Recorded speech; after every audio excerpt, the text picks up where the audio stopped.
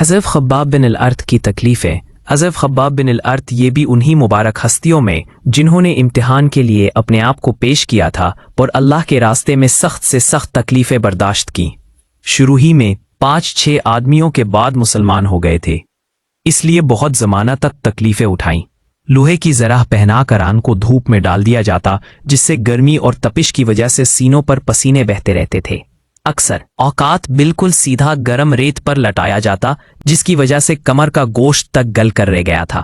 یہ ایک عورت کے غلام تھے، اس کو خبر پہنچی کہ یہ حضور اقدس صلی اللہ علیہ وسلم سے ملتے ہیں، تو اس کی سزا میں لوہے کو گرم کر کے ان کے سر کو اس سے داغ دیتی تھی۔ حضرت عمر نے ایک مرتبہ عرصہ کے بعد اپنے زمانہ خلافت میں حضرت خباب سے ان تکالیف کی تفصیل پوچھی۔ انہوں نے عرض کیا کہ میری کمر دیکھیں۔ حضرت عمر نے کر دیکھ کر فرمایا کہ ایسی کمر تو کسی کی دکھی ہی نہیں۔ انہوں نے عرض کیا کہ مجھے آگ کے انگاروں پر ڈال کر گھسیٹا گیا، میری کمر کی چربی اور خون سے وہ آگ بھی۔ ان حالات کے باوجود جب اسلام کو ترقی ہوئی اور فتوحات کا دروازہ کھلا تو اس پر رویا کرتے تھے کہ خدا نخواستہ ہماری تکالیف کا بدلہ کہیں دنیا ہی میں تو نہیں مل گیا۔ حضرت خباب کا انتقال 37 سال کی عمر میں ہوا اور کوفہ میں سب سے پہلے صحابی یہی دفن ہوئے۔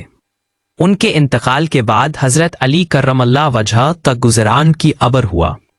توار شاد فرمایا، اللہ بابت پر ہم فرمائیں، اپنی رغبت سے مسلمان ہوا اور خوشی سے ہجرت کی اور جہاد میں زندگی گزار دی اور مصیبتیں برداشت کی۔ مبارک ہے وہ شخص جو قیامت کو یاد رکھے اور حساب کتاب کی تیاری کرے اور گزارا کے قابل مال پر قناعت کرے اور اپنے مولا کو راضی کرے۔ در حقیقت مولا کو راضی کر لینا انہی لوگوں کا حصہ تھا کہ ان کی زندگی کا ہر کام مولا ہی کی رضا کے واسطے تھا۔